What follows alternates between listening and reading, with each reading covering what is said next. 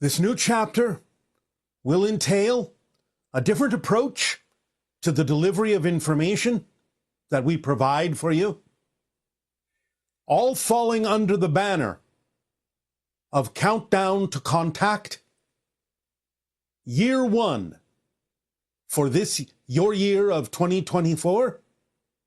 We will say Happy New Year to you all, and thus we will begin another part of the journey together, if you wish.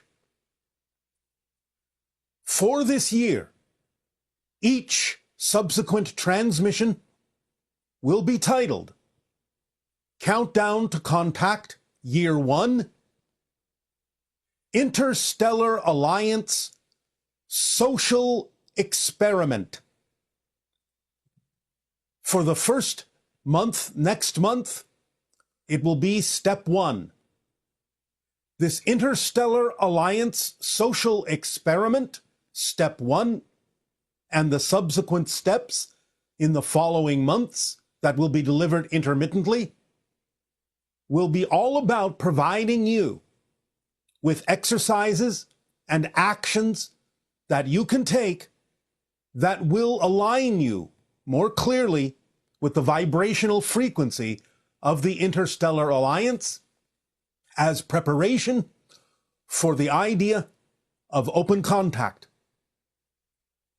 These steps, this social experiment, will involve your willingness to take certain actions that we will describe that will be challenging for some of you to apply into your society. This doesn't mean that you have to do what we will suggest, but if you are willing to take the steps that we will outline, it will bring you into closer vibrational connection with the idea of open contact and the idea of the frequency of the Interstellar Alliance.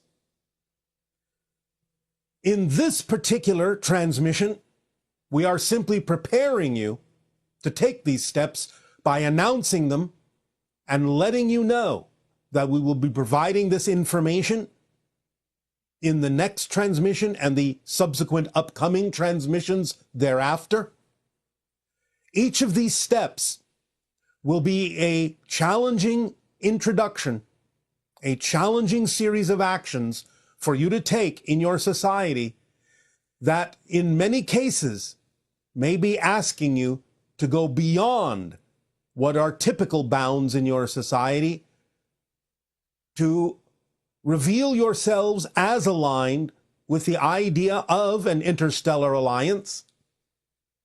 Again, none of you have to do this, but your willingness to do so will make you more aligned with the Interstellar Alliance, and the probability will increase of open contact for you. We understand that this can be challenging in your society, for many of the suggestions will be contrary to what you are used to doing. None of them will be breaking your laws, but they will allow you to take a stand. They will allow you to be bolder in your outward expression of your alignment, and they will each get more and more challenging relative to the norms of your society.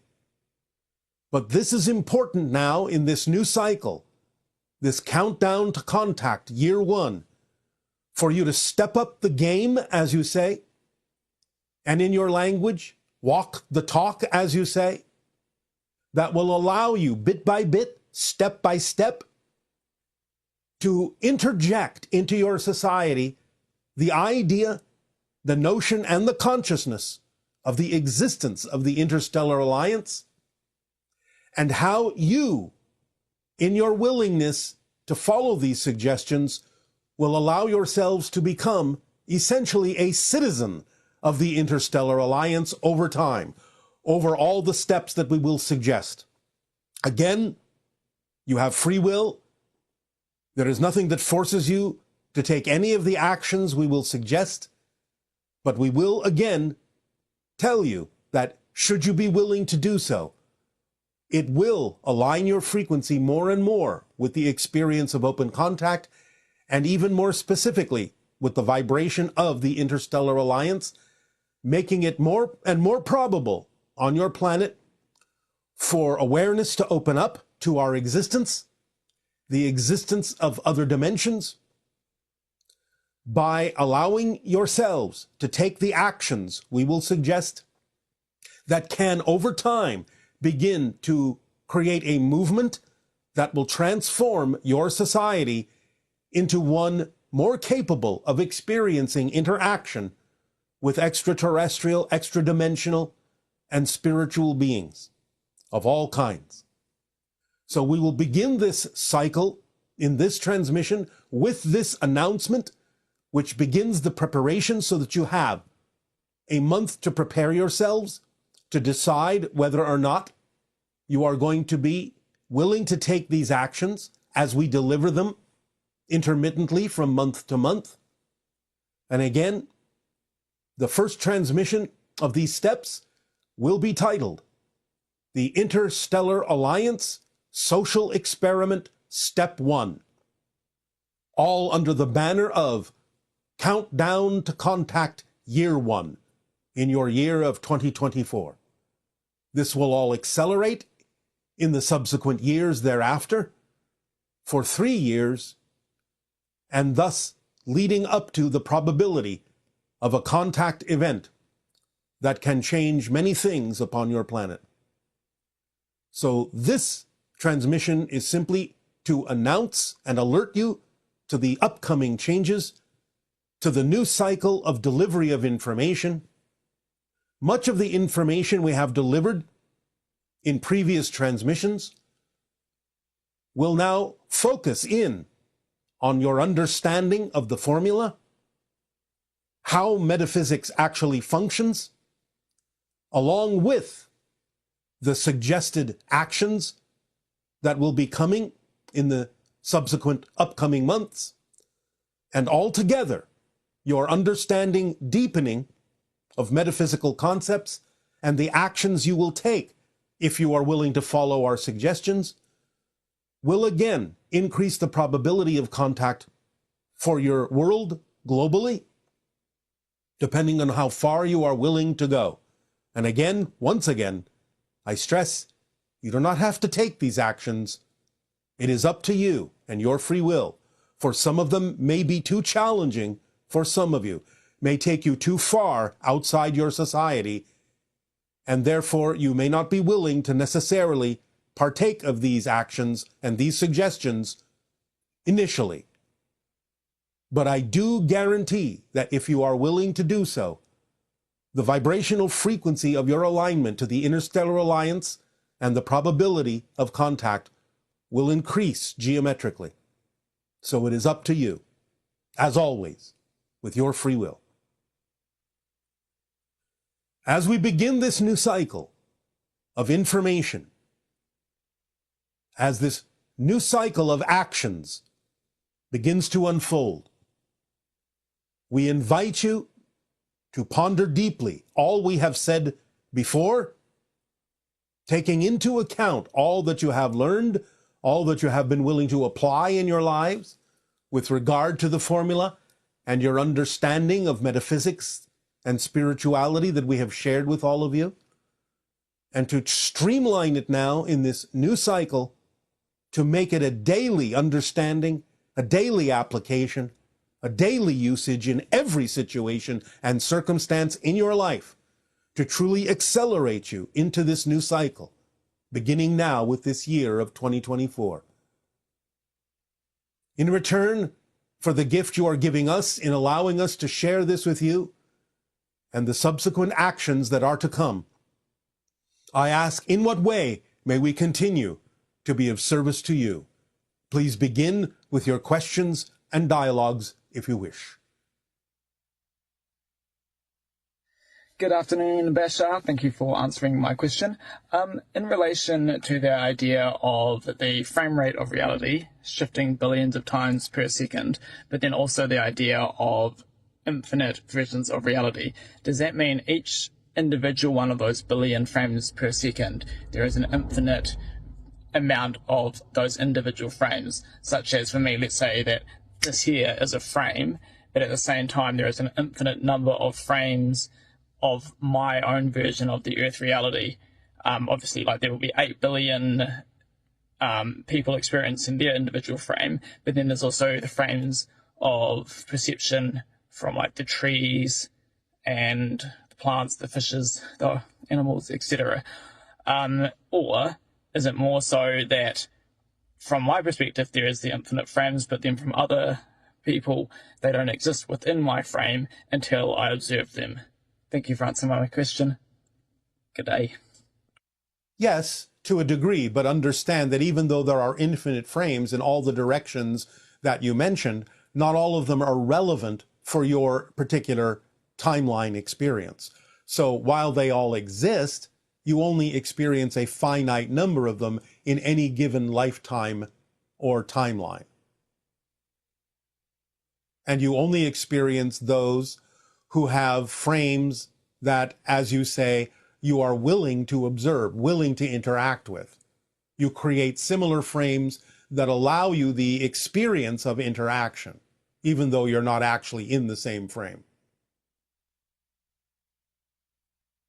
All right, good day, good day.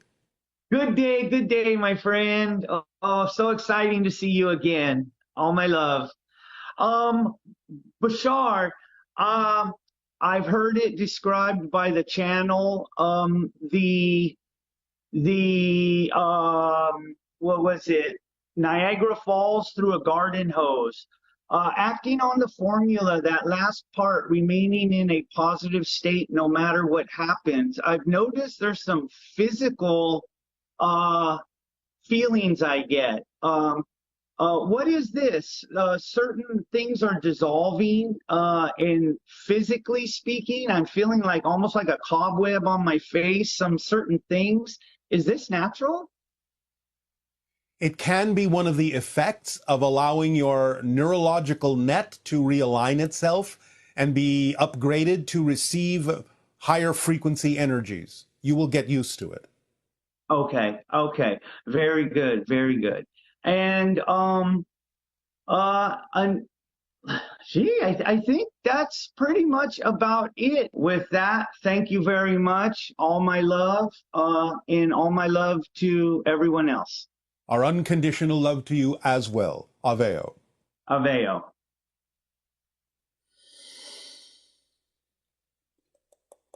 Hello, Bashar. This is Erin from Toronto. I had a question about genetics.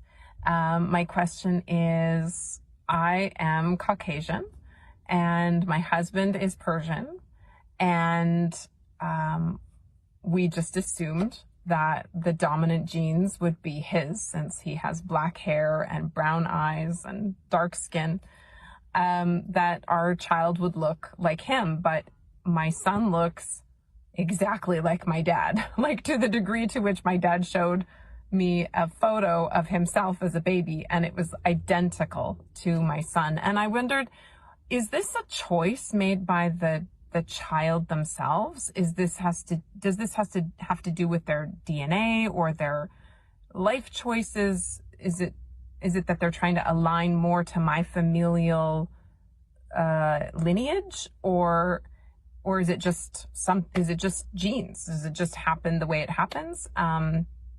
I feel like there's more significance here. I would just like to have a bit better understanding. Thank you so much. It's all of the above. The spirit will choose the genetic makeup that will serve the life path best.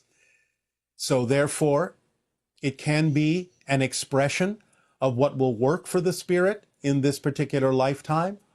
And therefore, they choose the genes that will be arranged in such a way as to allow them the expression and the idea of the, one moment,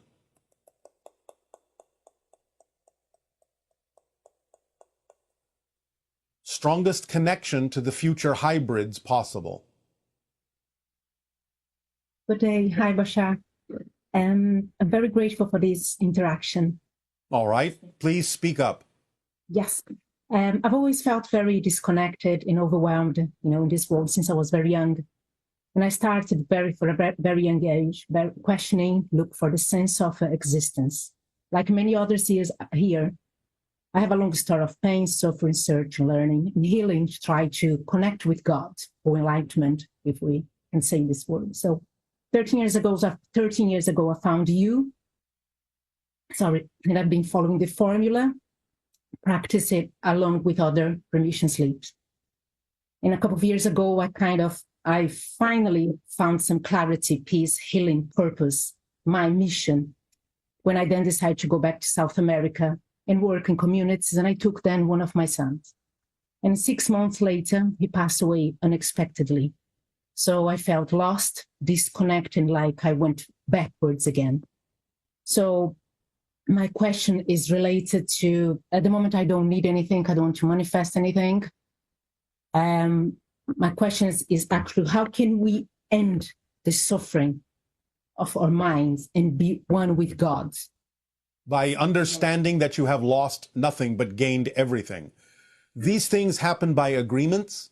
The timing of your son's passing is something that can actually aid and assist you in stretching your mind towards spirit by reaching out to him, by connecting to him more strongly, and not feeling it as a loss, but feeling it as an expansion. For you exist in spirit alongside him as well, eternally. So if you begin to rearrange your point of view and understand that you are there with him and that he is always with you, then you can expand your understanding, not feel it as a sense of loss, and move forward with purpose. So your opinion, is grief a form of attachment? It is to some degree an attachment to the idea that you have lost something, that something is missing from your life. Now, we understand that a brief amount of it can be healthy for you to let go of that idea, but the longer you hold on to grief, it actually prevents the spirit from reaching out and communicating with you. Because the idea is that when they attempt to do so, it will remind you of them, and as long as you remember them through the idea of loss, you will always feel the connection as more grief, rather than opening up to the idea that it is a communication coming from them. And is anything we could say to help me in this process? I have just given you the understanding. Listen once again. You have to understand that any time you feel grief, it may be representative of an attempt by your son's spirit to communicate to you. But as long as you look at the idea of his death as a loss, you will experience the communication as grief, instead of opening up to the idea that he is attempting to help you by stretching your consciousness and retraining your consciousness to focus on him in spirit. Okay, thank you. If I haven't made another question, in relation to the Ascended Masters, how can they help us as an individual or collectively? Should we follow their guidance, or can we connect it spiritually with them? All ascended masters can be connected to. Anytime that you feel a connection to them, think of them, you are connecting to their frequency. But all ascended masters are basically telling you the same message. It is not about following them. It is about understanding that you have the same potential as they do, to be like them, to know that you are like them, to realize your full potential. So the idea is that they act as reflections of what you can achieve. They act as reminders of the power that you have within you. So if you take it to heart and understand that they're simply showing you what you can also be, then again, you can move forward with purpose and passion. If I may, another question. So is it true that people are really channeling them as well? Sometimes you have to have the discernment to tell the difference when it may be a true channeling or when it may simply be an aspect of the channel's own consciousness, which sometimes can still be positive. But you have to have the discernment to know the difference between when it is connecting to a different being, an ascended master, a spirit guide, an extraterrestrial, extra-dimensional source, or when it may simply be something that represents the channel's aspect of a different aspect of their own personality. The idea fundamentally is, if the information is positive, constructive, self-empowering, then it doesn't really matter where it comes from, as long as it benefits you in your life and allows you the opportunity to exercise your free will to be who you are. If it is in any way, shape, or form controlling or restrictive in that sense, then it is obviously, more often than not, an aspect of the channel's personality that they have yet to integrate within themselves. Thank you. Thank you so much, Bashar. You are so welcome. Aveo. Ave, thank you.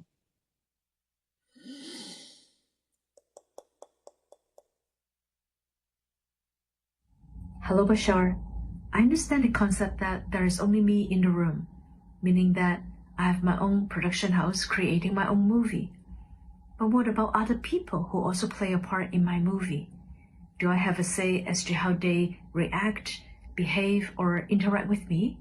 Or all these are still their own decisions at the soul level?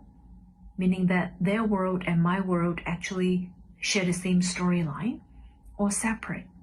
For example, can a man actually create a reality in which his ex-wife actually moves back and falls in love with him all over again, while his ex-wife in her world, in her movie, she has actually moved on and married someone else? How separate or overlapped are these different worlds?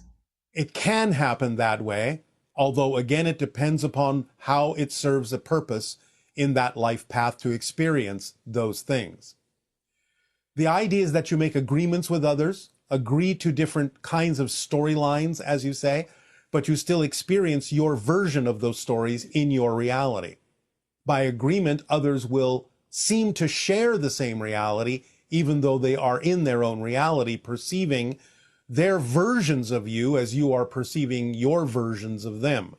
So you are creating your versions of them, and it will be based on your belief systems about what you need from them, which can be either slightly or very different from what they may perceive in their reality of their version of you. It just depends on how closely aligned the different versions have agreed to be in terms of what you experience with each other in creating those representations of each other in your own realities. But again, sometimes it can diverge quite readily, quite far, and sometimes it will stay very closely aligned, depending upon the agreement you have made and what purpose it serves to either remain aligned or misaligned. Good day, good day. Ha'ata Bashar. Ha'atu. Ha'atu. Wow. Um, hmm. I feel great. It's a great day. All right.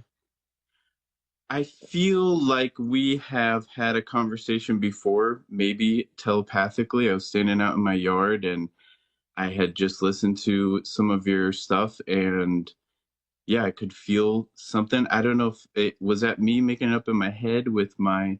It is your higher mind, and also in combination with us, because we have many conversations with people on the non-physical realm before we have them in the physical realm. But the idea is that it always involves your higher mind to gain practice for you in understanding that your higher mind can answer all the things we have been answering for all of you for all this time as well. Cool. I do want to ask some specific questions. One, I'll just start off with one of them is about I'm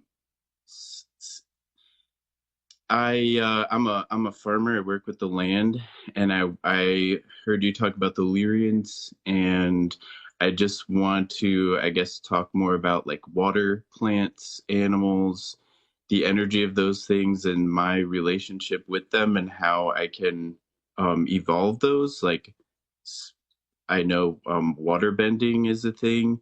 There's a lot of things that I've seen in movies, like superheroes can do, and I just get chills when I see those things. So I feel like they're possible.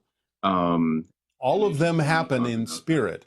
All of them can happen in spirit. Some of them can be brought into the physical realm if you allow yourself to see the physical realm as an extension of spirit more strongly. Not all of them are relevant for your particular life path, But certainly, by allowing yourself to understand yourself as an extension and an expression of nature, as nature, rather than being in nature, then you can blend more fully with the idea of the consciousness of nature in all its forms, plant and animal, and elements, and allow yourself more efficacy with the communication with those particular forms of consciousness as well. Being a farmer, in a sense, you have a head start on this because you understand how to work with the land. Allowing yourself to understand everything that's physical as being an extension and an expression of spirit can also help you accelerate your ability to receive and send communications to all the elements we have mentioned. Cool. And does that include the Sasquatch or other all things in physical- nature. All things in nature. So are the Sasquatch aware of me? They can be. They are aware of many humans individually, especially those that work the land. So peripherally, they can be aware of you, though it may not be extensive. What is a way to sort of invite them, I guess, or Go into the forests where it has been said they inhabit, where it has been said they visit, and allow yourself to begin the cryptic meditations that Willa has delivered to all of you in the past. Sitting with your back to a tree, near a source of water, listening to the water, and extending your mind deep underground into the root system and the mycelial network of the tree, and beginning to blend with the communication between the trees in that way, can also connect you to many forms of nature, including the elementals and including the idea of Sasquatch. Begin those kinds of meditations on the cryptic journey, and it can improve your ability to perceive and receive communication from many different kinds of beings that exist that many people on your planet don't even know about. Cool. And teleportation, is that possible with my physical body, or do I need some sort of ship? No, you do not need a ship. You have to understand that you're already teleporting all the time. That's how you move. You jump from moment to moment. You teleport from moment to moment. It's just that you do it so smoothly and so quickly, you don't even know you're doing it. So getting a deeper understanding of the fact that you're already doing it, because every moment you shift to a different reality, literally a different universe, you are teleporting constantly. Even to have the experience of a movement like this requires teleportation through billions of different parallel universes. So if you understand more deeply that you're already teleporting, you can increase your vibration to be able to perceive the rate at which you are already teleporting to create the sensation of movement, which is an illusion. And therefore, by increasing your frequency, you can match the frequency more readily of how you are shifting from reality to reality and perceive that you are always teleporting. And in doing that, you can learn to teleport in different ways that are more perceivable by those around you. But again, it depends on whether this is relevant for your life path. Cool. And I've heard you say before that when the earth changes, it's not the earth changing, it's me shifting into different versions of earth. As I just explained again. Yeah.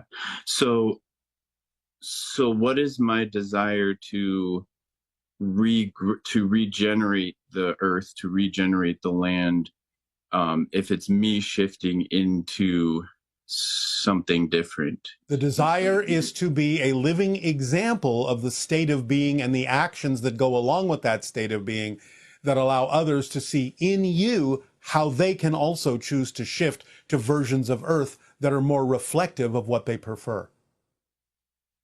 Cool. And one of my last questions here, I want to get a little bit more specific about my personal myself.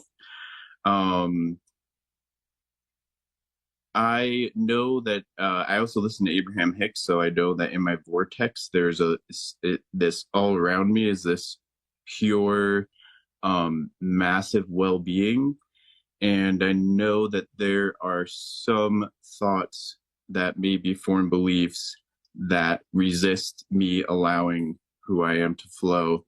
And those thoughts are what I want to get at so that I can, I guess, All right. identify them.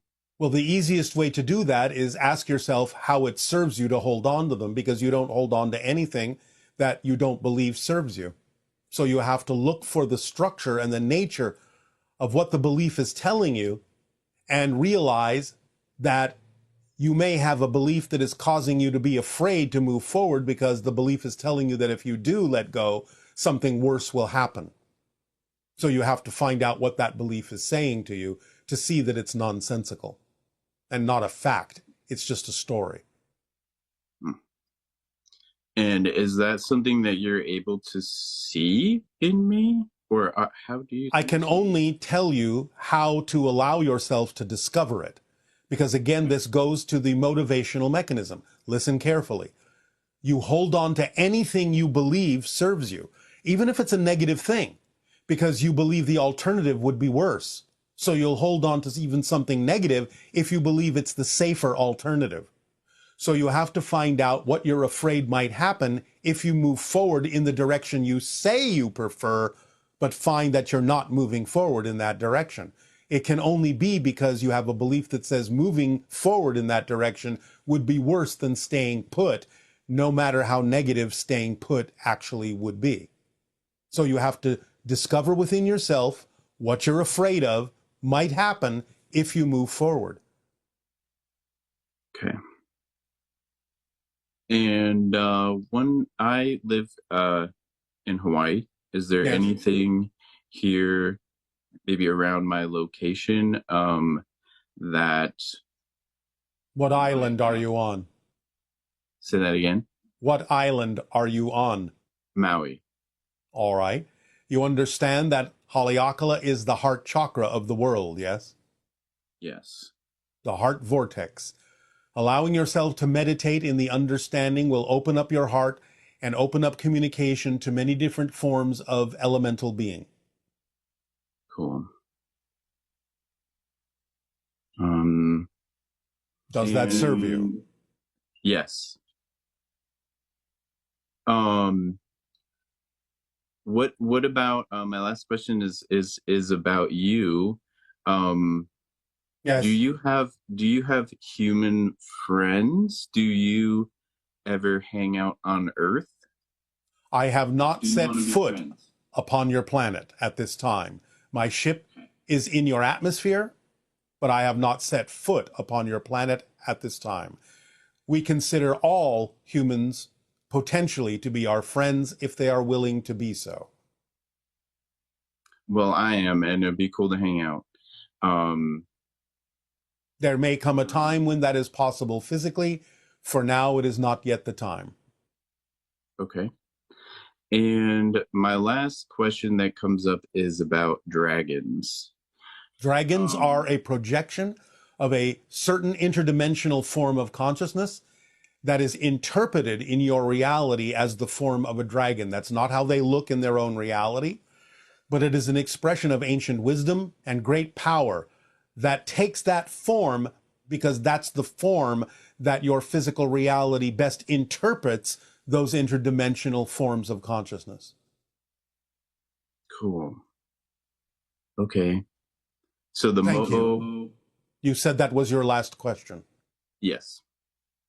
Thank Then you. we thank you for your interaction, our unconditional love to you. Aveo.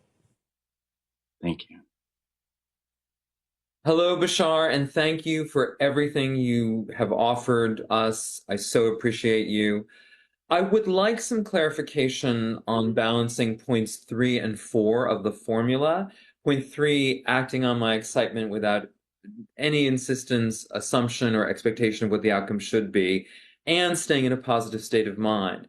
So my clarification is I get how I should let go and allow things to unfold and trust that the abundance that I'm seeking in this specific example can come from many different ways. But I'm not sure how I can stay in a positive state of mind without some belief that it is going to work, that I am going to have my needs met. So how can I both have no insistence that it's going to work and yet stay in a positive state of mind? Can you expand on that for me? Yes. First of all, understand that by letting go of insistence, that is a way for opening up to receive what you truly need.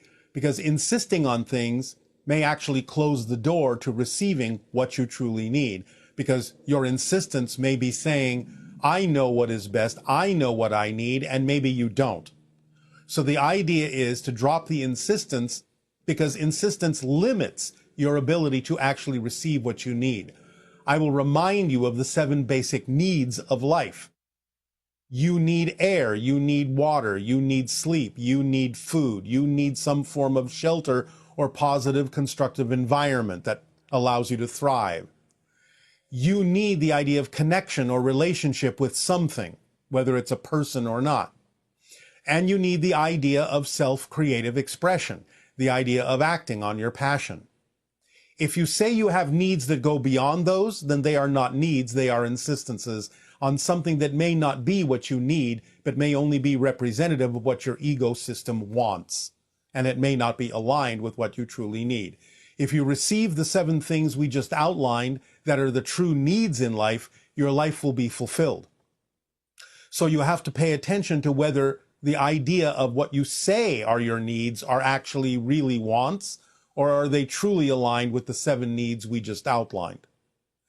The idea of staying in a positive state is, again, your ability to experience whatever happens in a more constructive, beneficial way. Why would you want to stay in a negative state and experience things in a negative way, in a destructive way, in a way that doesn't serve you positively? Staying in a positive state is allowing you to interpret any experience and glean from that experience and extract from that experience something that will move you forward in a positive direction, that will allow you to feel more connected, more self-empowered. So the question is, why wouldn't you choose to stay in a positive state no matter what happens, knowing that if you do stay in that positive state, you'll be able to get a benefit out of whatever's going on? Even if you recognize that what manifested is something you don't prefer, that's just an objective observation. Staying in a positive state will allow you to understand how that manifestation can still serve you in a positive way by being there. Instead of succumbing to the negative state, that will only make it impossible for you to realize how that manifestation could serve you in a positive way. So it's up to you to decide what you actually prefer to experience, and know that you're making a choice to be in a state of being that will allow you to experience them in the way that you prefer, as opposed to experiencing things in the way that you don't prefer. So it's just simply a choice you make based on how you would like to experience things, and by understanding what your true basic needs are, and not calling things that are egotistical wants things that you actually think you need, when in fact you may not. Hey, Bashar. Good day. Hi. I am so excited by this. I really thank you for this. It is our passion and our pleasure. What would you like to discuss?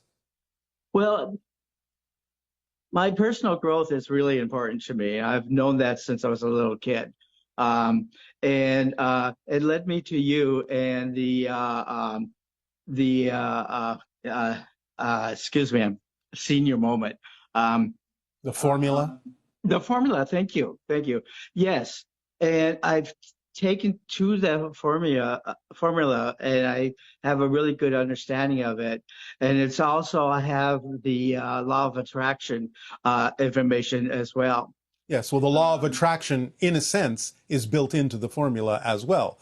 Because, again, what you put out is what you get back. Yes, I have discovered that. My life has taken a terrific change. I'm basically happy all the time, thanks to this. Yes. We are basically happy all the time as well. I like to hear that. Yes.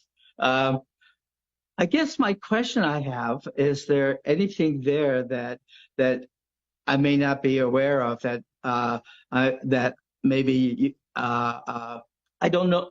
I don't actually know, but I'm just wondering. If you say that you are happy all the time, why would you assume that there is something else you need to know? And why wouldn't you understand the formula enough to know that if there is something there, the reflective mirror component of it will bring it to your attention in the appropriate time? You know, I actually agree with you on that. I guess sometimes I get so excited that I forget where my passion takes me. But I do follow my passion. Like you, I'm an artist, so I do know what it's like to allow my creativity and my imagination All sometimes right. get the better of me. But yes, All right. Well, as long as you always course correct, as long as you're always aware to check yourself, you'll be fine. thank you, thank you. Uh, the only other question I have at this time, it just dawned on me that like the work you're doing to with First Contact, I was really happy to hear what the announcement you made about the next coming year. My question is like, what do we on this planet at this time, what do we offer in this exchange? Many different things, many different perspectives, ways of experiencing life, ways of expressing your creativity that are different from ours. It enhances and builds and adds to our understanding of all the different ways that all that is has of expressing itself. Plus, again, the idea is that in the suggestions that we will deliver in the upcoming transmissions, we will see how you use your creativity to perform these acts for all those who are willing to follow these suggestions, take the actions, and increase their vibrational frequency to be that more aligned with the interstellar alliance.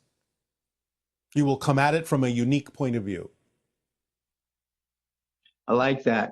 I listen to a lot of information, like near-death experiences. I like to give an understanding of what's waiting for us on the other side when we go back to where we came from. Yes, but remember that you are already there. Yes, I am quite aware of that. All right. I'm working on my relationship with my inner being and source, building on that relationship. But I do understand that I come from the perspective of an illusion and going back to something real. And I actually do enjoy that fact. I'm looking forward to that. Yes, it doesn't diminish the effect of the illusion because the illusion has its purpose, allowing you experiences that cannot be had purely in spirit. And thus it expands you and allows you to grow. So just by understanding it as an illusion does not in any way, shape, or form discount the experience as important. I've discovered how important our experience here is to where source is. Yes. Yes. I also came to the conclusion that we are basically energy that has consciousness. Well, yes, consciousness is energy. Energy is consciousness. Existence is conscious. Well, I got to say, Bashar, I really do appreciate this. I don't actually have any other questions, but I'm grateful to having this time with you. As are we. We thank you for the co-creation of the interaction, and again, bid you an exciting path and journey. Aveo. Aveo.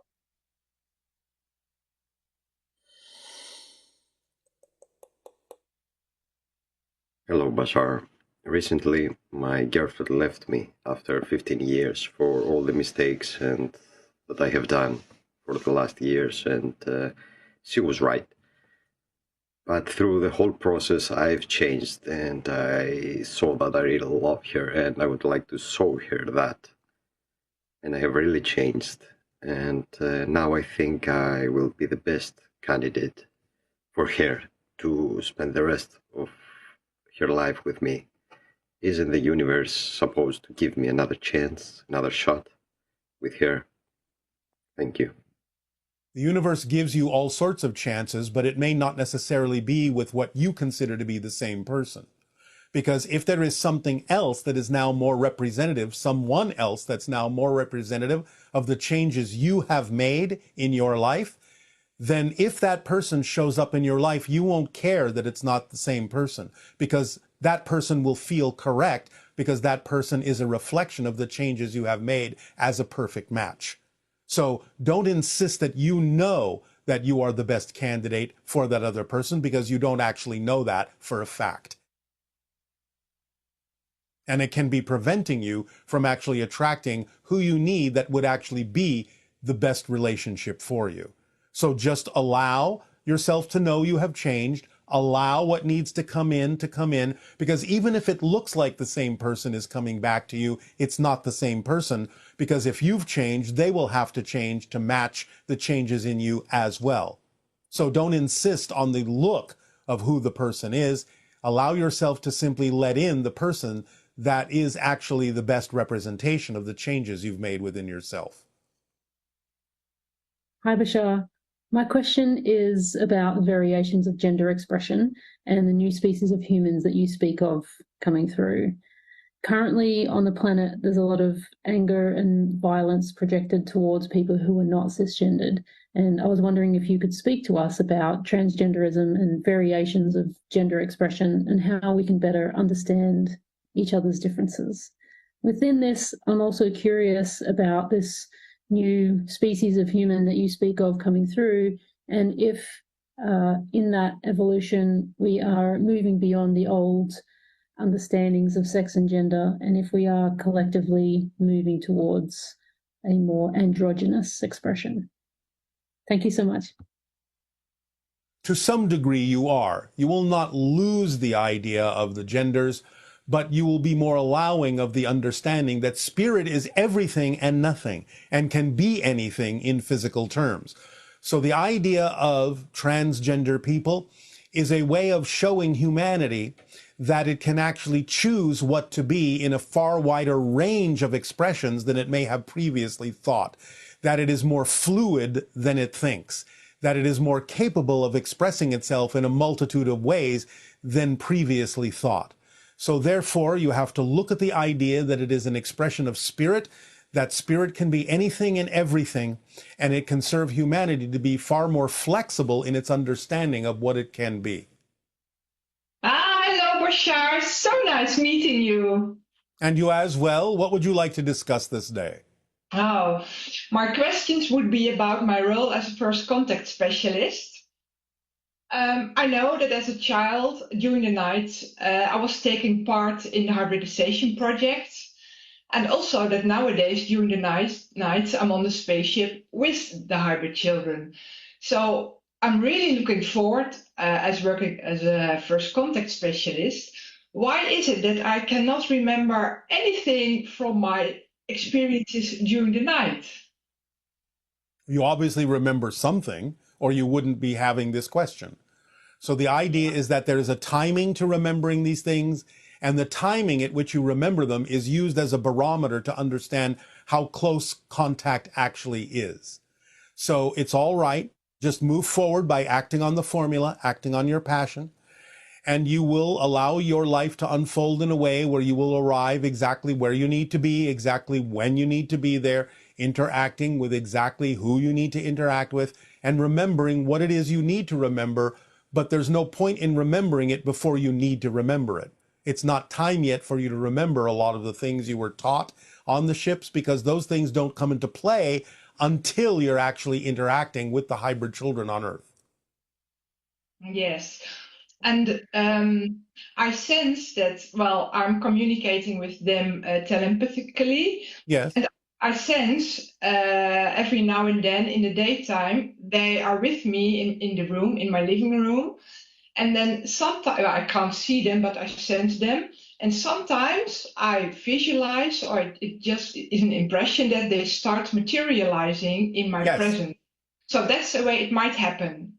Yes, in a sense, because what they're doing is coming into a slightly altered version of physical reality that is just beyond the normal physical reality that you consider to be your physical reality, to entice your senses to stretch and perceive them in that reality. And the rate at which humanity can do that also is used as a barometer to understand how close those two realities are coming together when you start to be able to perceive what's in that reality and make it one reality. Shift yourself to that version of reality where they also exist, because they exist in a slightly different version of physical reality than you do. So being able to sense that and see them more and more and more physically as time goes on means that those reality vibrations are merging and you're coming closer and closer and closer to the point of contact.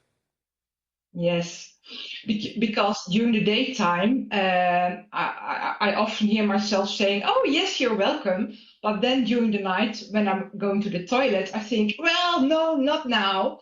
So during the night, there's still a fear inside of me to meet them. Is that a problem to meet them in the daytime? Do I have to heal that? Again, the idea is to look within yourself for anything that you are afraid might happen if you move forward in your passion and deal with it and let it go. Because again, remember, some of it is just unfamiliarity with their higher frequency that may cause your physical body to go into survival mode, because exposure to their frequency can make your physical body believe that it's actually dying. And that's why it goes into survival mode, which can feel like fear. So it's not about the idea even necessarily that you have fear beliefs to let go of, other than the idea that you have to get used to a different vibration that your physical mind and physical body interprets as death. Because a lot of the higher vibrations of interdimensional beings operate on a very similar frequency to that of spirit. And so your physical body can interpret that interaction and that frequency as if it's dying. And that may be mostly what you're feeling. You'll get used to it if you remove any fear of death that you have by understanding that you're already in spirit and that physical reality is just a projection from spirit. Yes. Yes, and my highest excitement is channeling, going into the channel state. I do that a lot, as often as I can. But then I notice I only channel my higher self. It really feels like me. But my highest excitement is to channel other species. But you start with your higher self. You start with your higher self, like many channels do, to get you used to the idea of operating on that level. If and when you start channeling for other people, then it may need to call in other beings. But the idea is that when you channel for other people who have questions that they want answers to, that grounds the information and energy in them and pulls it through you so that you don't have to think about it. But you're getting used to the state by dealing with your own higher self first. This is common. Okay, yes. So the way to advance it is to channel for other people who have questions to which they really desire the answers. Then it may call in other kinds of beings. And I already do that, but I guess I'm not ready for the next step. That's all right. And remember, there's nothing wrong with the information coming from your own higher self. It's every bit as capable of any other dimensional being or extraterrestrial in delivering information that can help people. So you may not necessarily insist on having to go beyond that. Just allow the information that serves people to come through from whatever source it needs to come through. Don't insist that you have to connect to other beings if your higher self is doing the job. Yeah, clear. All right. Yes. All right. Does that serve you? Yes, that does serve me. Can I ask more, please? Yes. It would be about red light synchronicities and limiting beliefs. My highest excitement is manifesting an alien contact center. And in the Netherlands, we have an option to a beautiful piece of land next to the forest. And that would be a great place for that alien contact center. All right. I cannot comment on this at this time. Just follow the formula and see what happens. Okay. And how do I make the difference between red light synchronicity or a limiting belief or a lack of trust inside me? With honest self-examination as to whether you are dampening the excitement or whether the passion still remains, but you're unable to act on the opportunity. Usually, red light synchronicity allows the passion to act on an opportunity to remain, but removes the capability of acting on the opportunity, whereas limiting beliefs can actually make the passion diminish. Yeah, okay. Yes. Yes, All right? thank you so much. Yes, All thank right. you. We thank you for your interaction. Aveo. Aveo, thank you so much. Yes. Hi, Bashar. My name is Lisa, and I'm asking a question regarding your comments that there is no hole or center core in the Earth. And I know that there was a question about this a while back, and you said no, that there was no hole in the center of the Earth. However, Richard Byrd, in his personal journal, when he had his expedition on behalf of the United States in Antarctica, put in his notes that there was a hole in the Earth, and he actually flew his plane in this hole and actually met with aliens. I wanted to know more about your opinion on this, and if you had any comments on that. Thanks so much. Bye-bye. Yes, we have discussed this before. Many people, when they think they have actually entered the physical Earth, have simply gone through a portal into another dimension. They do not perceive that they have done this, and therefore think that what they're experiencing is physically inside the Earth, when in fact it's in a different dimension altogether.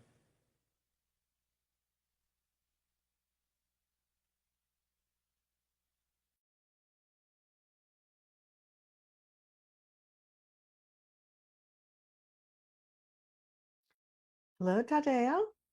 Nania. So we have lots of great questions from our viewers. All right.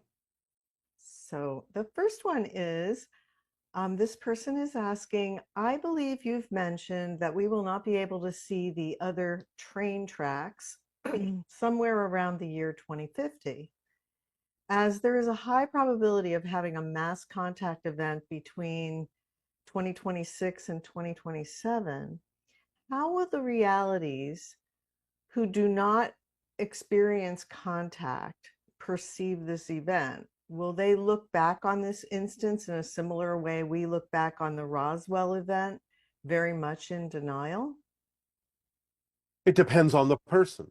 There is still an opportunity in the upcoming events to have a particular perspective of it, or no perspective at all, not even knowing that it's happening. There is still the possibility of a range of reactions to it, because you are still seeing other people's choices. So for a while, different people will respond or react in different ways, or not even be aware that it's happening. These things will start slowly, in phases, subtly, and not everyone on your planet may even be aware that it's occurring. But the different reactions from those that become aware of it may also exhibit a wide range, from acceptance to disbelief to total non-acceptance.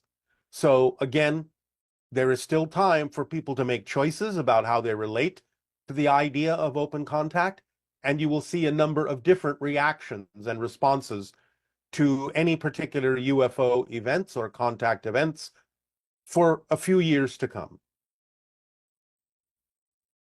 Okay. This person says, I was wondering if the first major contact event will happen in dream form. I feel like more people would be open to the idea that since they are in a dream state. I'm aware that a lot of people are already making contact while dreaming and just don't remember it. But will we have a dream we remember which will unlock the door to making physical contact? That is a high probability.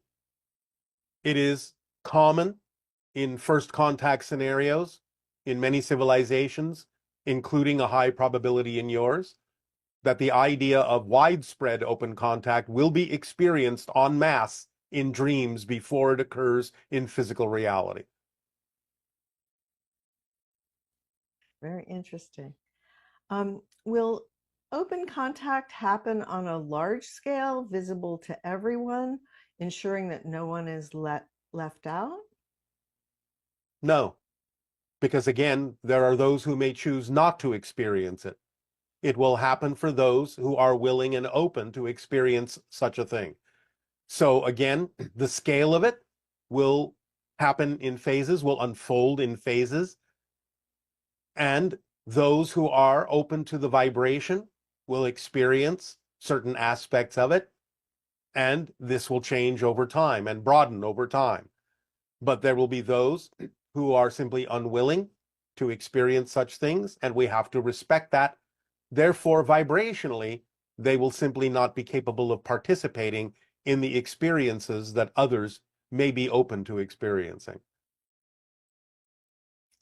And what will be the impact on those with religious beliefs when we establish open contact? Will they resist, or will you assist them in gaining a deeper understanding of Jesus and God? We will assist where we can, where people are willing and open to receive assistance. Again, there will be a range of responses and reactions based on people's beliefs, be they positive and or negative. And again, this range of responses and reactions will still exist for quite some time as you process what is going on, as you work through things and determine for yourselves which track you ultimately prefer to be on. And how are you feeling regarding the current UAP issues with the US government? Will we make progress soon for disclosure and contact? You are making progress. The term soon is relative, but again, progress will be made in a number of different ways, not even necessarily so much by your government, although there will come a time when they understand that there really is no other choice but to reveal what they know, at least to a large degree, because the movements that exist in the public domain will have advanced farther at a certain point than the government's abilities to interact and expose the information that they are aware of.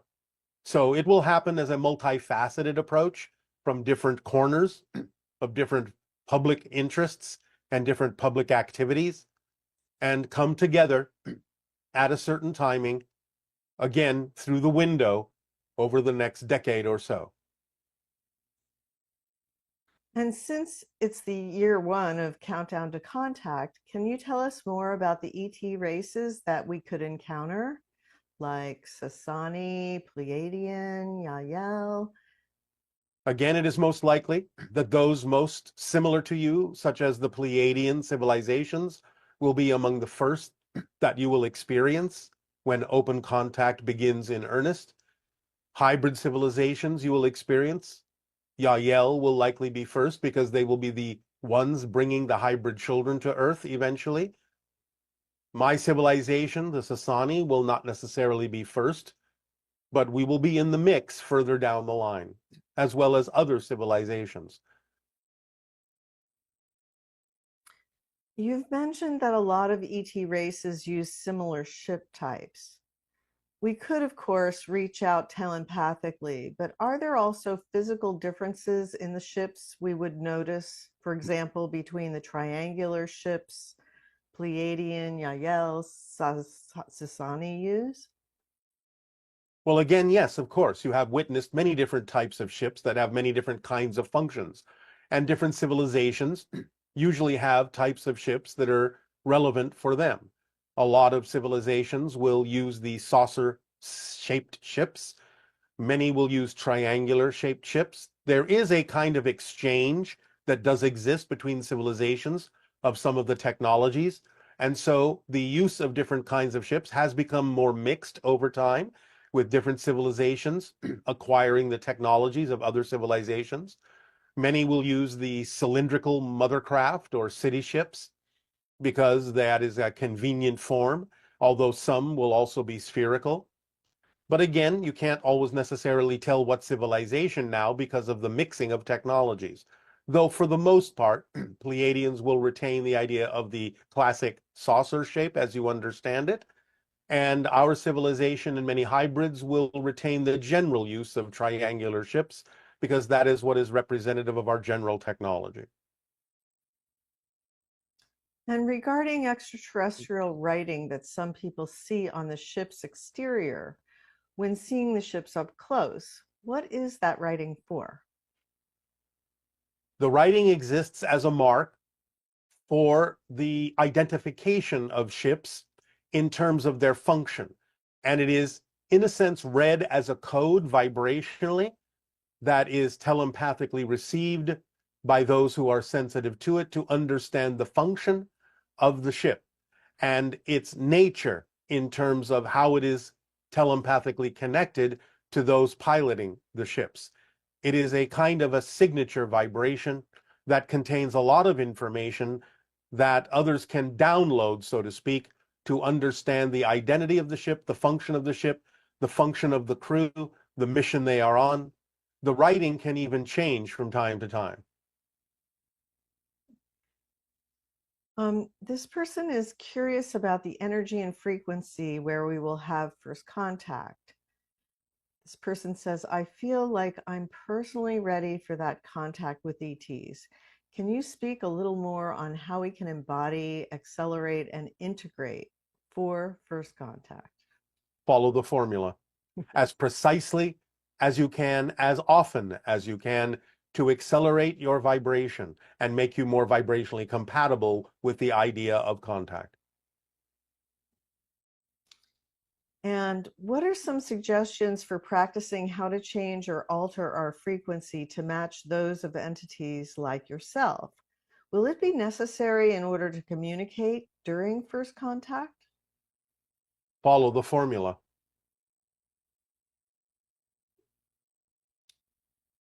Okay. This person is asking, is it possible for or probable for some of us to witness humanity becoming an honorary part of the Galactic Alliance? At 21 years old, I'm hopeful that the advancement in technology and healthcare might make it a reality within my lifetime.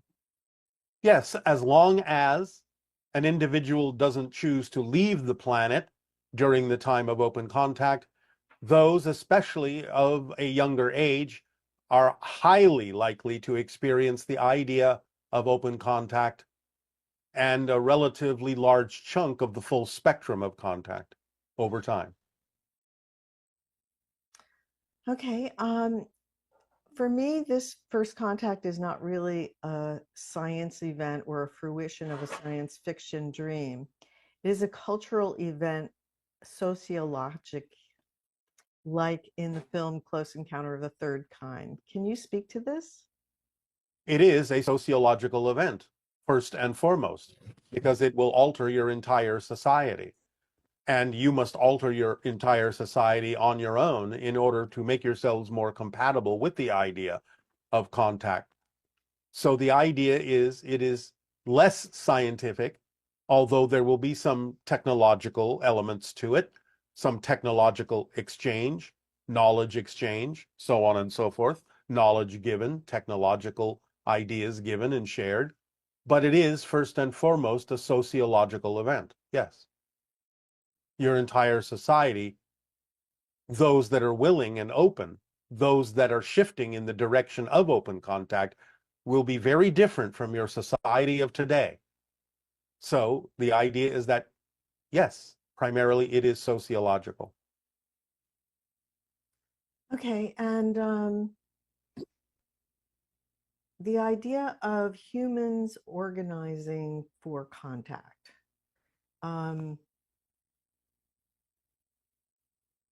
Excuse me.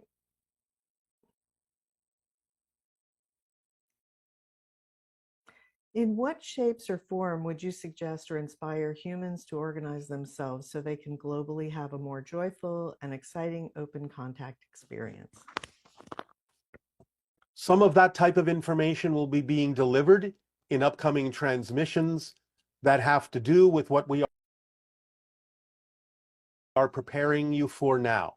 As we said, this is Countdown to Contact Year 1, and we will begin to make certain suggestions for actions and behavioral changes in members of your society that have to do with what we are terming the Interstellar Alliance sociological experiment. And it will be delivered to you in a variety of steps over time in the upcoming year. So some of those suggestions will be forthcoming in the upcoming transmissions. Okay, and you recommended putting up Nania, yes. your sound quality is diminishing. Okay. You've recommended putting up a picture of an alien in our windows. I've had little children, and in speaking to them about contact, I'm not sure they're ready to see an alien in the window. Do you have other suggestions for the little ones? Depending upon their age, your children are already exposed to many representations of ETs and other kinds of beings in their programming on television and in movies. You can simply be creative and imaginative and choose representations that you deem to be, shall we say, cuter than average, so that children can relate to them and use those instead. Okay, and when contact is made, what reactions do you anticipate from us? Again, there will be a range of responses and reactions depending upon belief systems, willingness to be open or not to the idea that you are not alone, willingness to be open to the idea of the kind of changes that would have to occur within you as individuals and within all of you as a society. So again, there will be a range of reactions and responses, and this is what we anticipate will occur at first. And what qualities make us the best candidates for open contact? Love, peace, creativity, imagination, and a willingness to be your true selves, a willingness to raise your vibration, a willingness to expand your consciousness, a willingness to connect to all that is in a variety of ways. And could you tell me more about the sanctuaries you speak of? You mentioned people will be led to them by synchronicity. Could someone like myself prepare a space or the sanctuaries and set them aside? Can I be put on the list? Again, people will be creating these sanctuaries through synchronistic opportunities, whether you yourself are involved in the creation of one or simply allowing synchronicity to lead you eventually to those that have been created by humans on your planet. It doesn't really matter. It is up to you to follow your passion as to whether or not you are actually finding a space and creating a sanctuary or being open to being attracted to a sanctuary once they exist.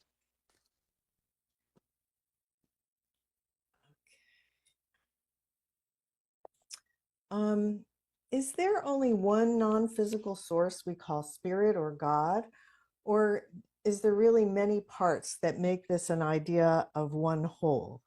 I'd like to know if there is a God and what I have been chasing my whole life on earth.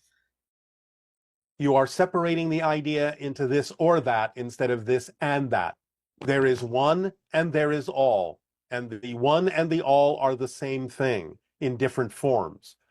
There is one that becomes the all, that is the all, itself as the all, and there are the many things that together make up the one, but are each individually their own version, their own perspective of the one. Everything is made of God. There is nothing else to make anything from, and therefore God is everything.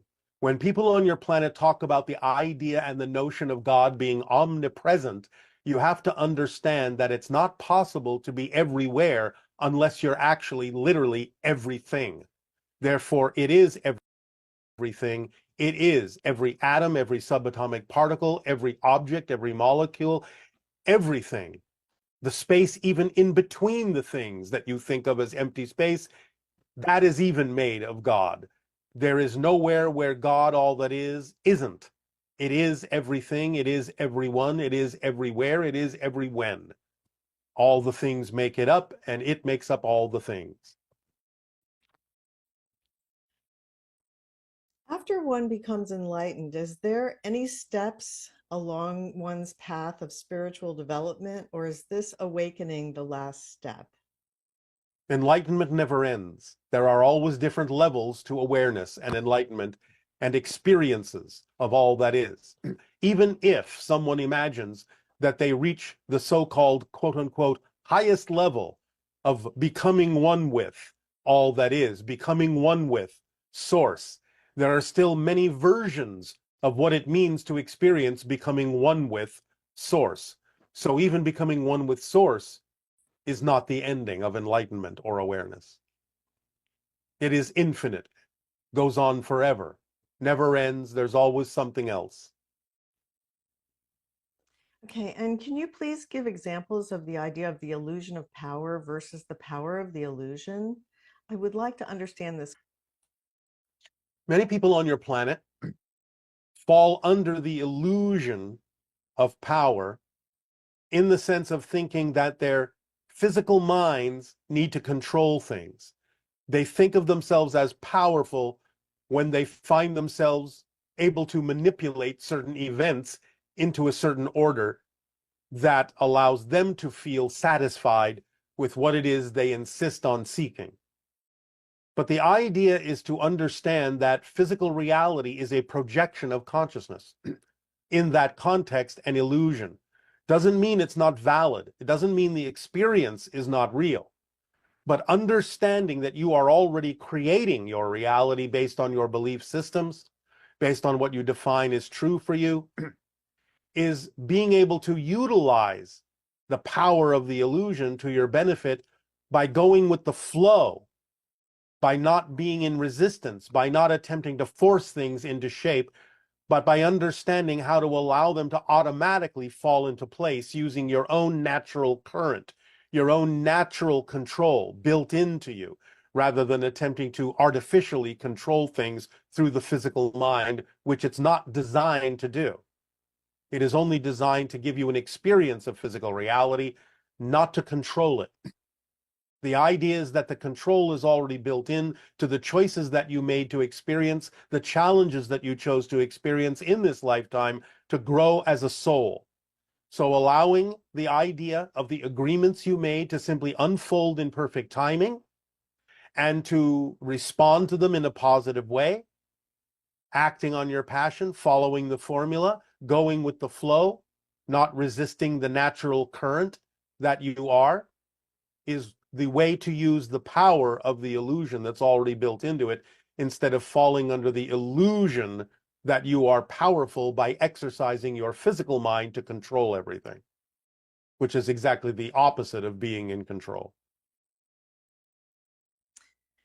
And if we all have unique experiences of life on Earth, do we all see the same objects and colors in the same non-biased way? Do you, Bashar, see our Earth and objects' colors the same way we do? Or do you see everything as energy or some other state? You may have a strong sense of agreement so that what you perceive in your reality is very, very similar to what someone else may be perceiving in their reality, and therefore have a common ground in a sense. Mm-hmm. But the idea is that you do not perceive exactly, precisely the same thing as everyone else. You all have a unique perspective. We see things also very differently than you do. We see multidimensionally far more than you do at this point in your evolution. And therefore we see energy patterns. We can recognize those energy patterns as a type of language that allows us to understand how to perceive you and other beings in a very different way, on many different levels, simultaneously, even into the idea of perceiving parallel reality aspects of your being that you are connecting to, other civilizational vibrations that you are connecting to, other dimensional expressions of your greater being and your oversoul. So yes, we see you as much bigger than you see yourselves in a variety of ways and extending into a variety of dimensional realities. And when we use our imagination to interact with our hybrid children, what type of connection is actually happening? When this person is saying, when they play out the scenarios in their head, do they know that the hybrid children know they're doing this and come around? Can you explain this process a little more, because it's not tangible in their reality? The hybrid children are extremely telepathic, will often pick up on when you are thinking of them, will allow their imagination to vibrationally match the imaginary scenarios that you are picturing in your head.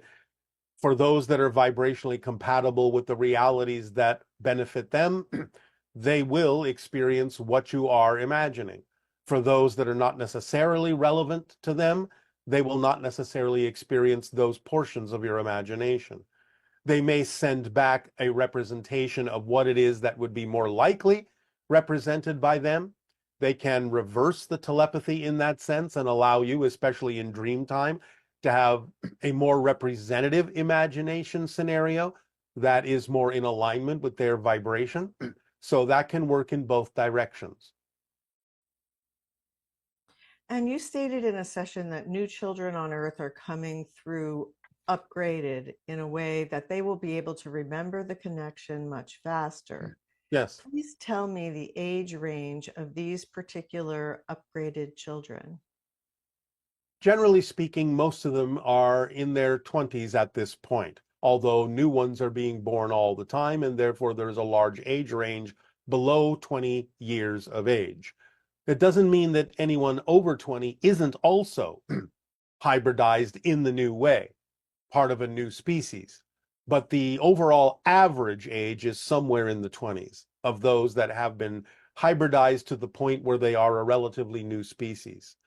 That doesn't mean that they're all in alignment. It simply means they all have different capacities than you used to have as a species. It still depends on what they choose to do with it. It still depends upon the themes that they chose to explore as to what they are capable of recognizing within themselves, but they do have a slight advantage of being capable of remembering more of who they are as a spirit connected to source. How they interpret it will be based on the themes they chose to explore. And could you clarify how it is that the Sasani are one of the products of the hybridization agenda, but their physical future selves seem to also be participating in it, such as yourself? I'm curious if the version of the hybridization agenda that you perceive as the origin of your society is the same as the one that you're participating in. For example, you perceive your physical self as being physically involved in the creation of your own society. Are there versions of it that were created without the involvement of physical future selves? In a similar fashion, does Willa perceive that Daryl has channeled her in the past of her timeline, which will mean the information of the 5 levels of mastery was being used on Earth before they even invented it? You are confused by the science fiction convention of future and past and time travel. The idea is to understand us not so much literally as future selves, but as parallel reality interpretations, parallel reality counterparts that all exist simultaneously with your reality. So yes, we are involved, but literally speaking, we are not coming from what you would consider to be your future in a linear sense. We coexist with you right now. So the idea is to drop the notion that we're in your future, because that's not how it works. The idea of the utilization of the term future selves is simply an application to represent that we are very much more advanced than you, which you usually chalk up to the idea of a future evolutionary being. But we exist right now. So the idea is we coexist with you and are participating with you. We are not coming from the literal future in the science fiction sense. And also, the idea that the third entity is created when Daryl channels you or Yes. channels Bashar. And does that being have its own individuated soul? Of a type, yes. We will not go into detail on this at this time because it can get a little complex. But of a type, yes. Okay, and could you clarify the differences between the grays that you're referring to and the zeta reticuli? I'm confused. As we have mentioned from time to time, there are many factions of grays. And the reason for this primarily is that when we talked about the idea of grays coming from a parallel version of Earth and other parallel realities, you must understand that there are a multitude of grays from different parallel realities that come through to different versions of Earth. So you have a mix of grays, in a sense, that come from different origin points, all interacting to some degree in what you consider to be your reality. So the grays that are connected to Zeta Reticuli are not exactly the same grays that are involved primarily in our creation, in the idea of the hybridization agenda. So it gets a little bit confusing because some can cross over from one agenda to another from time to time. But there are many factions of grays that come from many different parallel realities, all coexisting simultaneously in what you consider to be your timeline. Okay, and is it accurate to say that extrasolar intelligent beings cannot develop the technology to reach Earth unless they have transcended aggressive world domination agendas and other fear-based and greed-based motivations? Does this imply that regardless of the circumstances on Earth, when they arrive, these beings will be altruistic ETs? For the most part, yes. And again, remember that those that are engaged with you will set up a vibration that would make it less likely that anything that is vibrationally incompatible with your best interests would simply not find you. You would be invisible to them because of the vibrational state of those engaged with you that are operating on a much higher frequency. Okay, and could you please explain the game Hexes written about in the book Shards of the Shattered Mirror by Yeah. Daryl? There is a playing field made of different hexes. You might call them electronically activated. And the idea is that the players standing on hexes have to, in some way, psychically or telepathically or synchronistically determine the pattern of the changes in the colors of the hexes that change from phase to phase, from moment to moment, so that when you move from one hex to another, you instinctively land on a color that moves you forward and benefits you, as opposed to eliminating you from the game.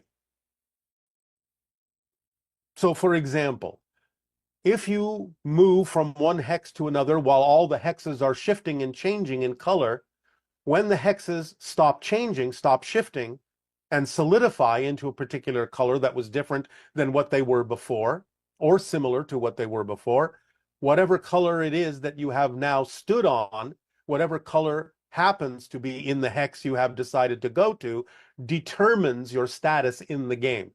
So if you perhaps, for example, move to a hex that winds up solidifying into a gold hex, you may have won the game. If you stand on a hex that happens to solidify into a black hex, you may be eliminated from the game. Other colors may represent different status points in the game. Very interesting. Yes. Are those who are attracted to your teachings a participant in the hybridization agenda? They don't all have to be, but about 90% or above usually are. Okay. And it seems as more of our consciousness expands, more is revealed.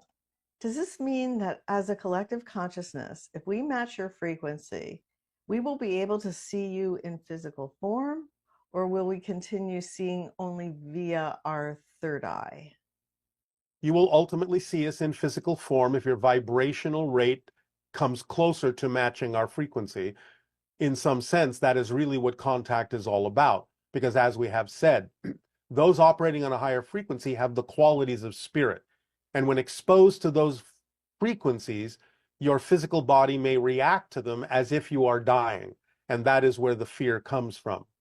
But the idea is that as you raise your frequency and create less differentiation between physical and non-physical reality, you become more vibrationally compatible with our natural state and can allow your senses to begin to perceive us more solidly, more corporeally, more physically.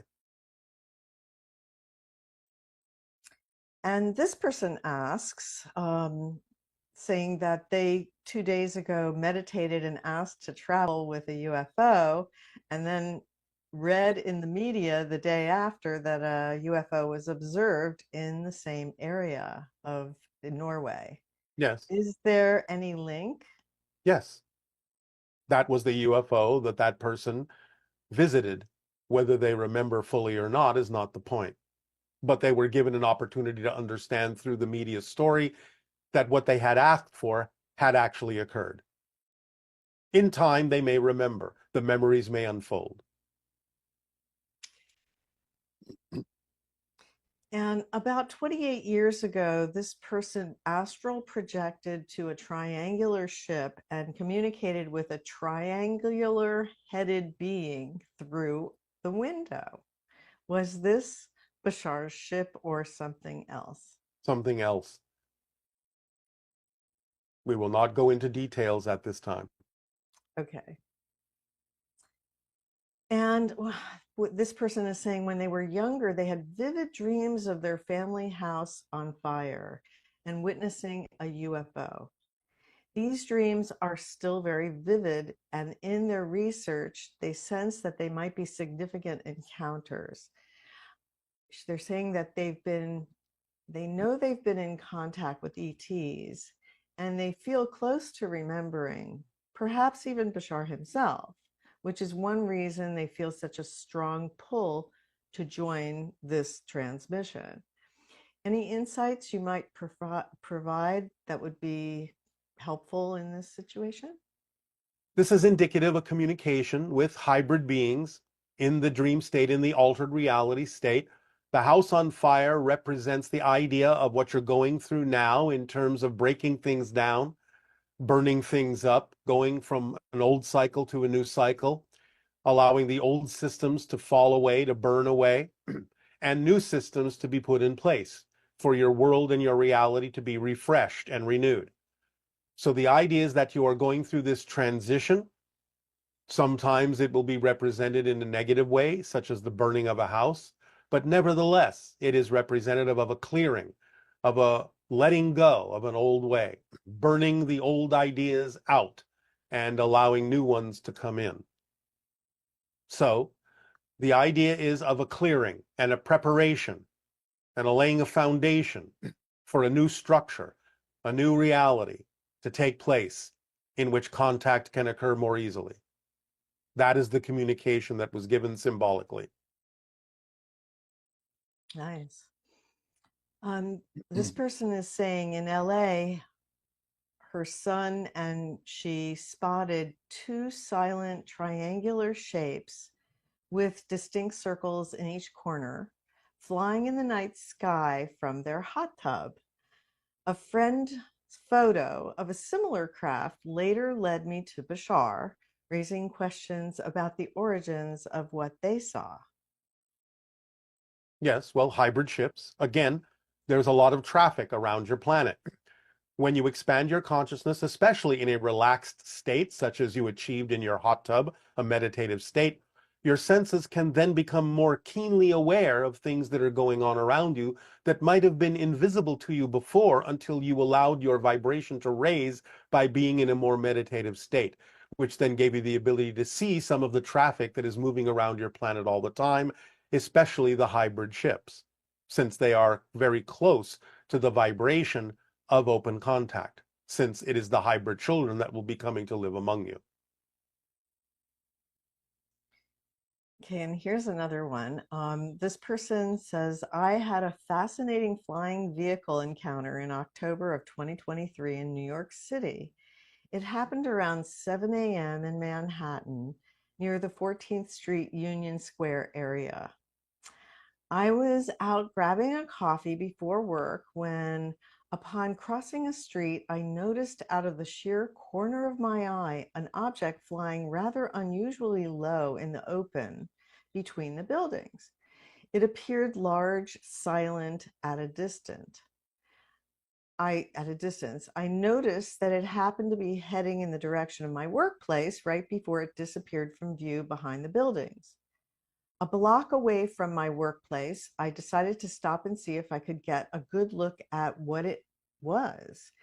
Well, lo and behold, I did, only this time it then hovered and stopped in the open space as if noticing me noticing it and stopping by to say hello. If what I perceived was in fact extraterrestrial, may you share with me who that pilot was that was piloting that ship and where they from and anything more you can tell me about that? It is a Yael craft. They did notice that you were noticing them. Having the coffee is symbolic of waking up, and they were basically recognizing that you were waking up enough to be able to perceive their ship, which was out of phase with your reality, and yet you saw it anyway. And so they noticed that. Their message, in a sense, was good morning. You are waking up. This person is saying, I'm a science fiction fantasy author, and I'm always wondered if the worlds and characters that run around in my head are as real as I am, or are they only real as this reality? I have a hard time defining the world as an illusion because to me, illusions are fake and fake is meaningless or a lie. Would it be safe to view the world as more malleable and less fixed than we humans currently view our experience of it? Yes.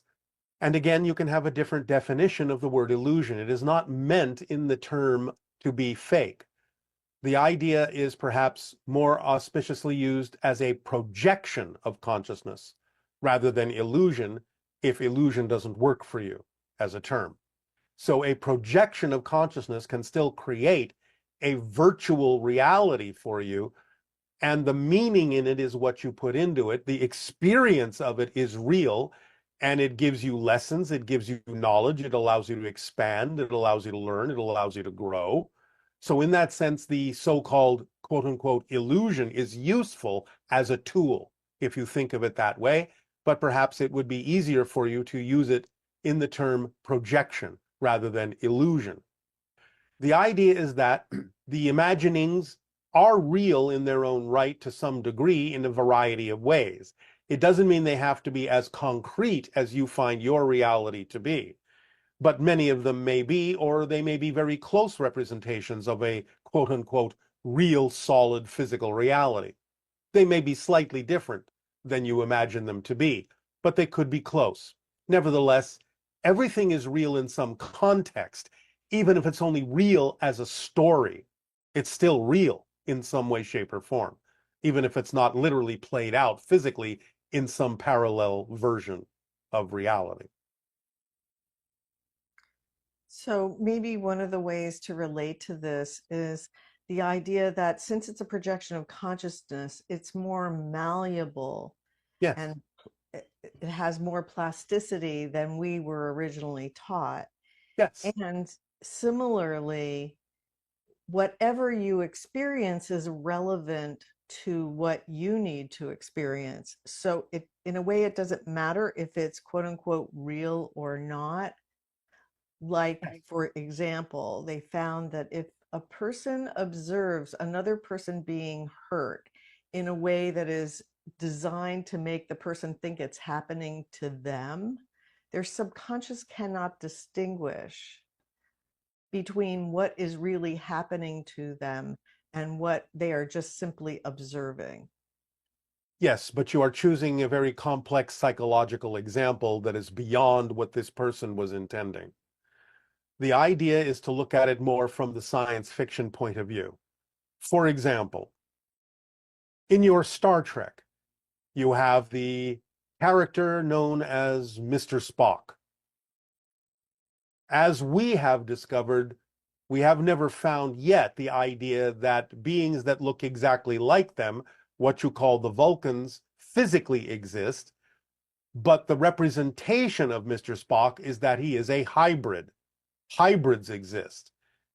The idea of what you call the non-interference directive, the prime directive in Star Trek, where certain civilizations that have not evolved to a certain point are allowed to evolve to that point before they are contacted, that is an actual thing that exists in many civilizations, including ours. So the idea is that there can be a mix of things that do have concrete reality to them, physically speaking. There can be some things that are real in the sense that they are symbolic representations of other concrete realities, though the representation itself may not be literal. And there are some things that are simply literal as stories. And that doesn't make them any less real because they are real stories. But they're not necessarily concretely, literally real in the physical sense that you understand physical reality experiences to be. But anything you can imagine in some context is real because you cannot imagine non-existence. You just have to be able to discern the context of the thing that you're talking about to know the difference between something that exists as an actual concrete physical reality and something that exists as an idea that's still real as an idea, but is not necessarily concretely literal. Although I have to add the caveat that in spirit, anything you imagine can be created, literally exactly experienced as if it is physically concretely real. So you can, in spirit, conjure up Mr. Spock, literally. And a being can take that form for you and represent it for you, and you can interact with it as if you are interacting with a literal being that is known as Mr. Spock. But that's taking place in an extremely malleable reality such as spirit, where anything you can imagine can be manifest out of spirit material, so to speak. But it is not literally physically concrete in the way that you're experiencing physical reality now. But it will be as real as you imagine it to be, and will be the product of another kind of level of consciousness interacting with you. And in that context, just as real as anything, because the interaction and the experience will be real. It's fascinating. Yes. And this person is saying they would like clarification on these two seemingly opposing ideas. One is that everything is a reflection of ourselves. And two, I hear you say sometimes to not take people's reflections personally because it has nothing to do with you. And it's just a part of their own journey. Can you clarify that? Yes. Remember that you are experiencing your version of other beings. It doesn't mean they're not real. It's just that you're creating your simulational representational image of them and interacting with that. So what you are interacting with is your creation, but that doesn't mean you've created the actual being, the actual consciousness. The consciousness is real, and you're interacting with a real consciousness, but you're interacting through the filter that you're capable of manifesting that is the best representation of them that you manifest out of your own consciousness, out of your own energy, as an interface, so to speak. The idea of the second part of the question, read that again. The idea that if someone the second person says something like your socks are orange and you know your socks are not orange. Yes. So you don't take it personally because you know it has nothing to do with you and it's part of their journey. All right. Well, this is about discernment, because the idea is that you can always listen to what someone has to say and decide for yourself whether or not their advice is something that you do need to apply. And that's why they have been attracted into your reality, because there is a lesson there for you. There is information there that would benefit you if you applied it in your life. But you also get to discern whether or not that's true.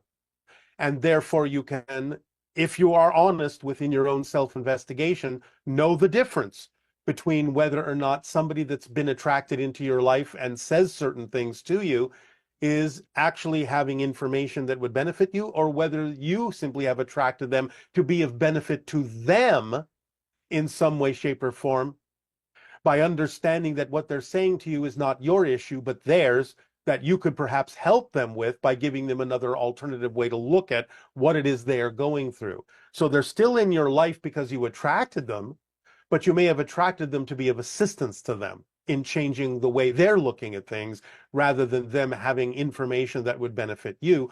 But you have to give yourself the opportunity to decide which it is.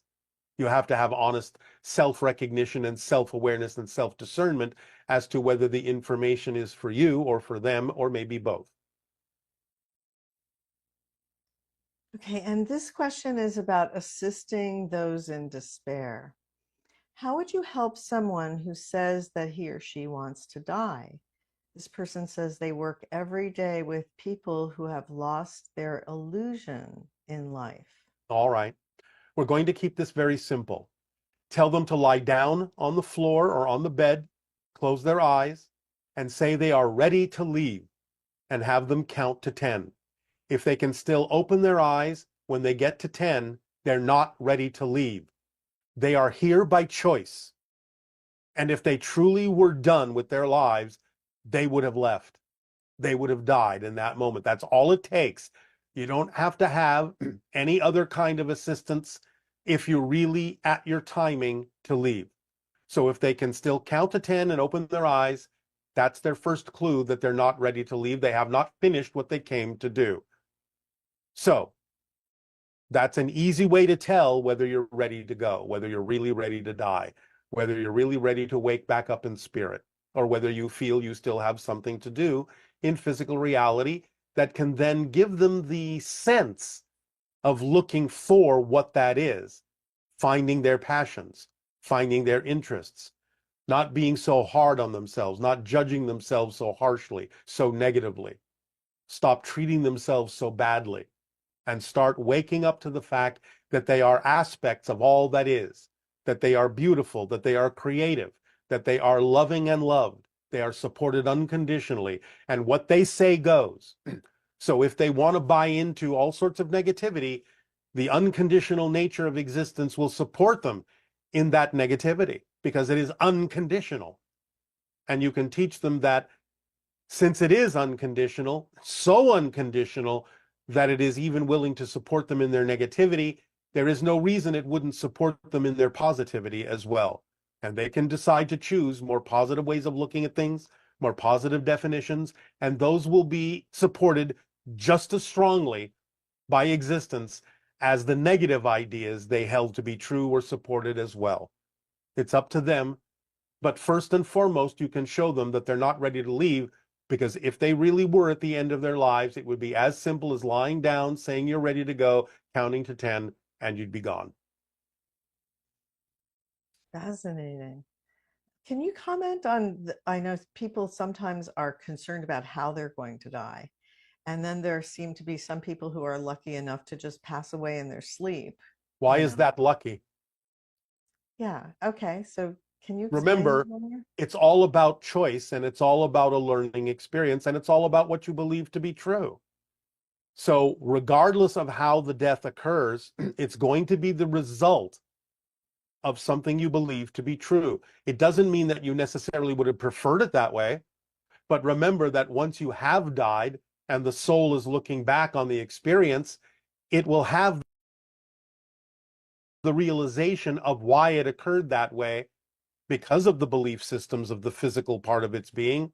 And therefore, it will learn a lesson from that, that it didn't necessarily have to choose that, or that it did choose it for very specific reasons that may have more to do with others around it than itself. So it's going to be on a case-by-case basis. So does that also mean that people who are like reaching the age where death could potentially happen, and they decide they want to program themselves that whenever their timing is, that it would be in a certain way that wouldn't be painful or something like that? Possibly. Again, it depends on how deep they dig into their belief system, how they're willing to learn the lessons they chose to learn, the challenges they chose to face in this life in a different way. They have the option of doing it that way, but that implies that they've learned something about their ability to create their reality. And that may be the whole point. Okay. And so people who have a lot of fear of death, there seems to be two parts to it. One of them is the idea that actually, this is coming from the near-death experiences, people have this wide variety of experiences, but it's all really based on their belief systems, right? At first, yes. But again, initially, when the belief system manifests when they are non-physical, they still get the opportunity to decide whether or not they prefer to continue to experience that or change it.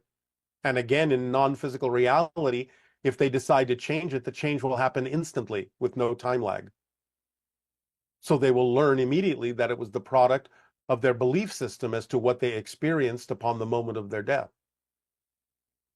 And yet, a lot of people, when they come back from a near-death experience, they don't seem to understand that. They're just convinced that the way that they experienced it is the way that it happens or something, or that it validates what they believe about reality. Again, this may be true for some people, but many more people are beginning to learn the malleability of the experience in the near-death experience, what is common and what is not, and what is personal and what is general. They are beginning to learn. Again, like anything, you need to have a large amount of data to sift through to understand where the personal aspects are and where the collective aspects are that are common to most. Okay. Well, it's very helpful that we're starting to understand more about death and get over our fear of it. So Yes, that's a it is positive. very helpful because, as we said, a lot of beings you may encounter in open contact will be of a vibration that would be similar to the idea of spirit. And if your physical mind can't come to terms with that vibration and lose the fear, then your body may react to these beings as if you are dying, being exposed to their energy. And that is what causes the fear and survival mode reaction within many people. So that's very helpful. Yes. Now, this person is talking about having an obsession with money. And they say that sometimes they get obsessed with the idea of money and focusing on getting more. This preoccupation creates confusion about their true passion, All which right, involves stop. help. We are going to once again remind you that we have addressed this by expanding your definitions of abundance and not focusing only on money as the only symbolic representation you have of exchange and abundance and support on your planet. We will simply refer this person to what we have already said about it, and we will move on from here. Okay. And this person is talking about they were following their excitement at the end of last year and went on a sabbatical trip to Thailand and Bali for 3 months. They tried to cut out contact with the old reality as much as they could by following their excitement, which led them to an amazing journey of self-discovery and multidimensional exploration. Now they're back in their hometown and they're faced with the elements of the old reality that still trigger them. And they're still reacting the same way, and they have not brought the Bali experience home with them. They have not stayed in that vibration for their own reasons. They need to examine their belief systems to find out what difference they are making between the Bali experience and their hometown that allows them to still react the same old way that they used to, instead of being transformed by the Bali experience and the vibration they were in there and bringing that vibration back to the circumstances in their hometown. Remember, it's not about what happens, it's about what you do with what happens that makes the difference in your reality. So why react the same old way just because things in the hometown look the same? Remember, the measure of change is not whether the outside has changed, it's how you react and respond differently, even if the outside still looks the same. That is all we will say about that at this point. Okay. And this person is asking, how can I fully let go? How can I be my full self, truly embracing my perfect puzzle piece and frequency? Understand clearly and act upon precisely the formula. Period. So helpful, actually. This person is saying they've been on this spiritual journey for some time, but they feel they've stagnated. They don't feel or receive messages from their higher self or anything. Nonsense.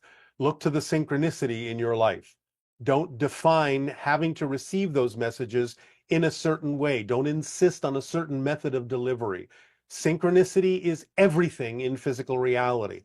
Start looking at the interconnections and associations that exist in everything in your physical reality, and you will start to see synchronicity more clearly as messages from your higher mind. And remember that the primary message from your higher mind are those things that you are passionate about, because that's how your body interprets the messages from the higher mind, is as the sensation of excitement, passion, creativity, and love.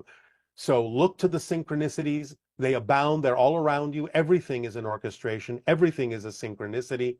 Just change your definition of what's going on around you and you'll see it more clearly. Okay, thank you. This person is saying that a good friend of theirs died a few years ago, and sometimes when they're alone and in a quiet space, they like to talk to that person as if they're actually right there in front of them. Does he hear what I'm saying, and how can I know? Because I miss him so terribly.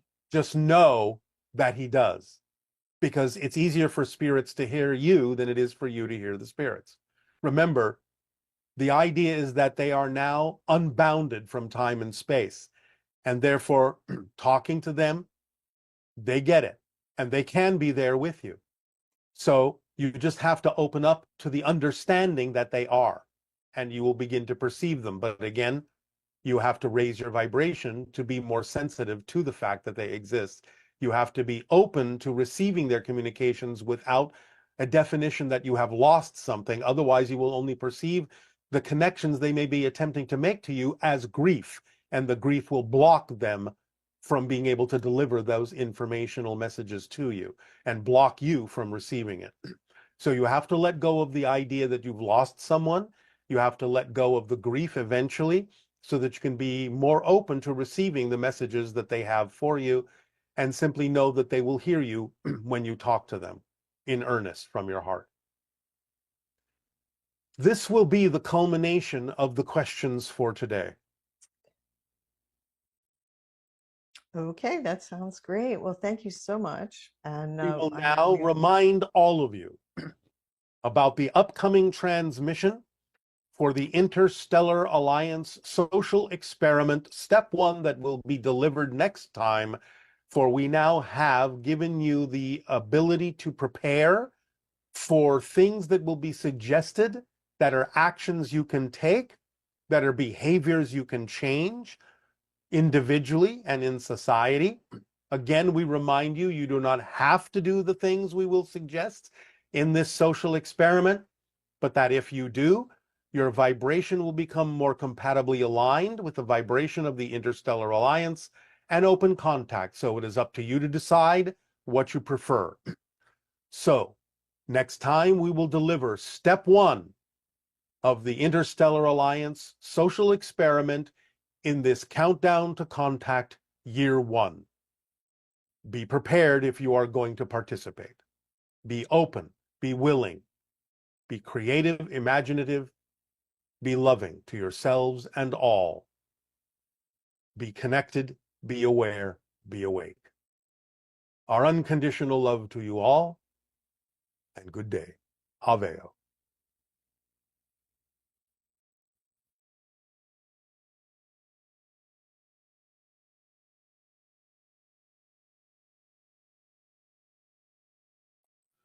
Now, at this timing, there will be no specific meditation, but we remind you of what we have discussed. This is a new cycle. It is time for you to prepare yourselves to take different actions that are bolder, more in keeping with the idea of things that are aligned with the vibration of the Interstellar Alliance in this social experiment. Again, we remind you, you do not have to take these actions. It is completely up to you, your choice, your free will. But in doing so, they will be challenging, and some of them may take you beyond what you are used to in terms of your interactions with human society. Again, you will not be breaking any laws, but you may be going beyond the bounds of what seems normal for many human beings.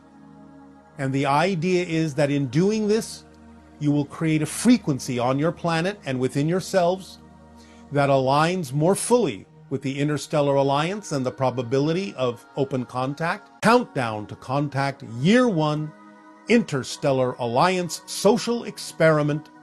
We will deliver different steps upcoming in our transmissions, one at a time, that will build upon one another. To help you prepare mentally for this, we give you now this idea of sharing what will be coming so that you can be ready to receive the suggestions we will give you and see whether or not you are willing to take the actions we suggest. We thank you for the co-creation and the opportunity to enter this new cycle with all of you. Our unconditional love to you all. Aveo, in service. Good day.